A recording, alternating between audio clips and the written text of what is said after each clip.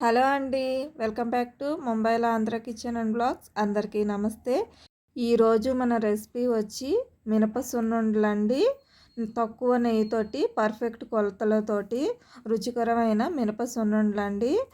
ఈ మినప సున్నుండలు చాలా చాలా రుచిగా ఉంటాయి. ఇంకా చాలా హెల్తీ కూడానా. మరి ఎలా తయారు చేయాలో చూద్దాం రండి. దానికోసం ముందుగా స్టవ్ మీద ఒక పెనం పెట్టుకొని అందులోని కొద్ది కొద్దిగా మినపప్పు వేసుకొని ఫ్రై చేసుకోవాలండి. ఇక్కడ నేను కేజీన్నర పప్పుతోటి చూపిస్తున్నాను. నేను కొద్ది కొద్దిగా ఫ్రై చేసుకున్నాను. ముందుగా పెనంలోని మినపప్పు వేసుకొని ఫ్రై చేసుకోవాలండి. ఇది బాగా కలర్ మారేంత వరకు ఫ్రై చేసుకోవాలి.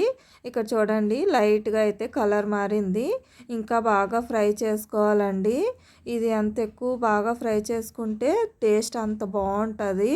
చూడండి, ఇక్కడ నేను మీకు చూపిస్తున్నాను. ఇలాగా బ్రౌన్ కలర్గా మొత్తం మారిపోయింది కదండి. ఇలా వేగితే సరిపోద్ది. ఇలా వేగిన తర్వాత స్టవ్ ఆపేసుకొని దీన్ని ఒక ప్లేట్లోని మొత్తం వేసుకోవాలండి. బాగా చల్లారి పెట్టుకోవాలి. ఇది ఇలాగే నేను మొత్తం కేజీన్నర పప్పు మొత్తం ఇలాగే వేపుకొని పక్కన పెట్టుకున్నానండి. ఇప్పుడు దీన్ని గరిటెతోటి ఇలాగా కలుపుకుంటూ చల్లారి పెట్టుకోవాలండి. మినపప్పు చూడండి కలర్ ఎంత బాగా మారిందో. ఇలాగైతే తప్పకుండా ఫ్రై చేసుకుంటే వాసన బాగా రుచి కూడా చాలా బాగుంటుంది. ఆ తర్వాత ఒక పావు కేజీ వరకు మనం బియ్యం తీసుకోవాలండి. కేజీన్నర పప్పుకి పావు కేజీ బియ్యం తీసుకొని దాన్ని కూడా పెనంలోని వేసుకొని ఇది కూడా బ్రౌన్ కలర్ మారేంత వరకు ఫ్రై చేసుకోవాలండి. ఇలాగా మనం బియ్యం కనుక వేసుకుంటే మినప సున్నుండలోని నోటికి అంటుకోకుండా చాలా బాగుంటుందండి. మనం ఉట్టి మినపప్పు కనుక వేస్తే నోటికి అంటుకుపోతుంది అనమాట. అలాగ అంటుకోకుండా ఇలాగ మనం రైస్ కనుక వేస్తే చాలా బాగుంటుందండి. ఇప్పుడు దీన్ని కూడా మనం బాగా ఫ్రై చేసేసుకొని మనం మినపప్పు ఫ్రై చేసి పెట్టుకున్నాం కదండి, వాటిలో వేసేసుకొని ఇలా మొత్తం కలిపేసుకొని పూర్తిగా చల్లారనివ్వాలి. చల్లారిన తర్వాత ఇది మీకు కావాలనుకుంటే మిక్సీ గిన్నెలో వేసుకొని గ్రైండ్ చేసుకోవాలి. లేదంటే మిల్లుకు పట్టుకెళ్ళి పౌడర్ చేసుకొని వచ్చేసినా సరిపోద్ది. నేనైతే నేను మిల్లుకు పట్టుకెళ్ళి పౌడర్ చేసి తెచ్చానండి. ఇది కేజీన్నర పప్పు కదా, అందుకనేసి మేము మిల్లుకు పట్టుకెళ్ళి చేసుకొని వచ్చాము. అలా కనుక చేసుకుంటే చాలా బాగుంటుందండి. ఇక్కడ నేనైతే జిఆర్బి నెయ్యి అయితే వాడుతున్నానండి. చాలా బాగుంటుందండి. ఇదైతే వాసన బాగుంటుంది, రుచి కూడా చాలా బాగుంటుందండి జిఆర్బి నెయ్యి కనుక వేసుకుంటే.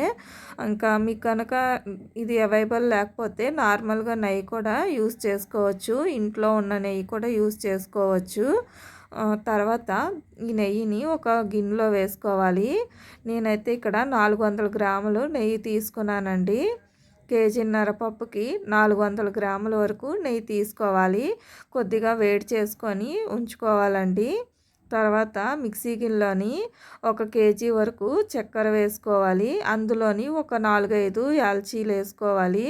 వీటిని లైట్గా మిక్సీ చేసుకోవాలండి, పౌడర్ చేసుకోవాలి. మరీ ఎక్కువ మెత్తగా చేసుకోవద్దు.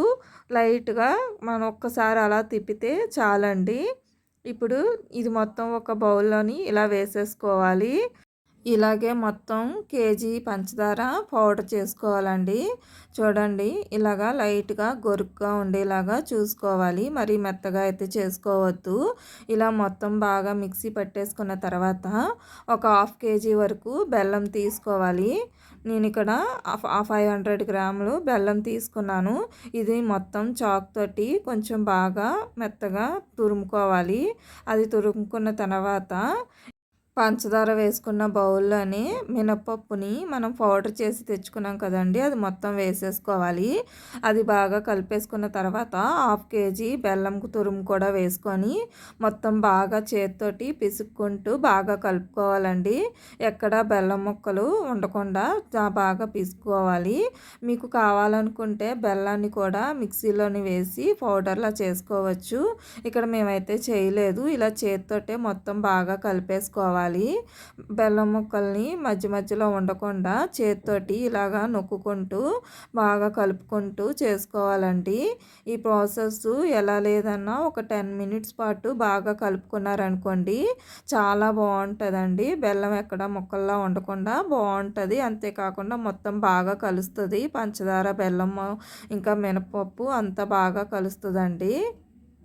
తర్వాత ఇక్కడ నెయ్యిని బాగా వేడి చేసుకున్న తర్వాత కొద్దిగా నెయ్యి వేసుకుంటూ కలుపుకోవాలండి. నేనైతే ఇక్కడ కరెక్ట్గా 400 గ్రాములే తీసుకున్నాను. మీకు చేతికి ఉండ చుట్టడానికి అయ్యేంత వరకు నెయ్యి తీసుకుంటే సరిపోద్ది కరెక్ట్గా చెప్పాలంటే. లేదు మీకు 400 గ్రాములు సరిపోకపోతే ఇంకొక 100 గ్రాములు ఎక్స్ట్రాగా వేసుకోవచ్చు. నాకైతే ఇక్కడ సరిపోయిందండి. ఉండ చుట్టడానికి కరెక్ట్గా సరిపోయింది 400 గ్రాములు. ఎక్కువ నెయ్యి వేసుకుంటే ఎక్కువగా నెయ్యి ఫ్లేవరే తెలుస్తుంది కానీ మినపసున్నుండల టేస్ట్ అయితే ఎక్కువగా రాదు కదండి. అందుకనిసే తక్కువ నెయ్యితోటి చాలా రుచిగా బాగా చేసుకోవచ్చు. ఇది మొత్తం బాగా కలిపేసుకున్న తర్వాత చూడండి, ఇది ఉండ చుట్టడానికైతే అవుతుంది మాకైతే. ఇది బాగా కలుపుకోవాలి. ఎంత ఎక్కువ కలుపుకుంటే అంత బాగా వస్తుంది. ఈ మినపసున్నుండలని పిల్లలు కానీ పెద్దవాళ్ళు కానీ రోజుకొకటి తీసుకోండి. ఆరోగ్యానికి కూడా చాలా మంచిది. చాలా హెల్తీ ఫుడ్ కూడా. ఇందులో బెల్లము, పంచదార కూడా కలిసింది కదండి, చాలా బాగుంటుంది. మీకు మొత్తం పంచదారతోటి కావాలనుకుంటే మొత్తం కేజీన్నర పంచదార వేసుకోవచ్చు. లేదంటే మొత్తం బెల్లంతో వేసుకోవాలనుకుంటే అది కూడా కేజీన్నర బెల్లం వేసుకోవచ్చు. లేదనుకుంటే ఇలా కేజీ పంచదార, హాఫ్ కేజీ బెల్లం వేసుకోవచ్చు అండి. ఇక్కడ చూడండి, ఇలా చేత్తో తీసుకొని వేళ్ళతో నొక్కుకుంటూ ఇలా రౌండ్గా ఒత్తుకోవాలండి. ఇలా ఒత్తుకొని మొత్తం తీసుకోవాలి. చాలా బాగుంటాయండి. ఎక్కువ రోజులు నిల్వ కూడా ఉంటాయి, పాడవకుండా ఉంటాయి. చాలా రుచిగా కూడా ఉంటాయండి. చూడండి ఎంత బాగా వచ్చిందో మినపసున్నుండ, ఎంత బాగా వచ్చింది చూడండి. ఇలా మొత్తం అంతా ఇలాగే చేత్తోటి తీసుకొని మీకు కావాల్సిన సైజు తోటి ఇలా 2 వేలతోటి చూపించిన విధంగా ఒత్తుకొని ఇలా మొత్తం అంతా తయారు చేసి తీసుకోండి. చాలా అంటే చాలా టేస్టీగా చాలా బాగుంటుందండి. మీకు హెల్త్కి కూడా చాలా మంచిది. ఈ వీడియో కనుక మీకు నచ్చితే తప్పకుండా ప్లీజ్ లైక్ చేయండి, షేర్ చేయండి, సబ్స్క్రైబ్ చేసుకోండి. మరి సబ్స్క్రైబ్ చేసుకొని పక్కనే ఉన్న బెల్ బటన్ క్లిక్ చేసి ఆల్ అని పెట్టుకోండి. నేను పెట్టే ఏ వీడియోస్ అయినా ఫస్ట్ మీకే నోటిఫికేషన్ రూపంలో అయితే తప్పకుండా వస్తుంది.